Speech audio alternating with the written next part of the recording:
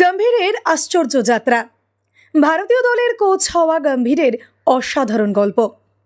পূর্ব দিল্লি থেকে ভোটে জিতে সাংসদ হয়েছিলেন গম্ভীর। 2024 সালে আইপিএল এবং ভোট একসঙ্গে চলছিল। এর মাঝেই হঠাৎ ভারতীয় দলের কোচ করা হয় গম্ভীরকে। এই ভিডিওতে আমরা গম্ভীরের আশ্চর্য যাত্রা নিয়ে আলোচনা করব। পূর্ব দিল্লি থেকে ভোটে জিতে সাংসদ হয়েছিলেন গৌতম গম্ভীর। তার রাজনৈতিক যাত্রা শুরু হয়েছিল এক নতুন অধ্যায়। 2024 সালে আইপিএল এবং ভোট একসঙ্গে চলছিল। ক্রিকেটের উন্মাদনা আর নির্বাচনী মেজাজ একত্রিত হচ্ছিল। কিন্তু এই সময় গম্ভীরের জন্য একটি অপ্রত্যাশিত খবর এসে হাজির হলো। হঠাৎ ভারতীয় দলের কোচ করা হয় গৌতম গম্ভীরকে।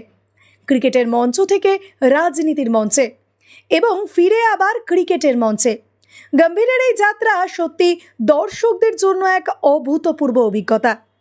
যেখানে তিনি ক্রিকেটার হিসেবে সাফল্য অর্জন করেছেন, সেখানে এবার কোচ হিসেবেও তার নেতৃত্বে দেশের ক্রিকেটের নতুন দিগন্ত উন্মোচিত হবে।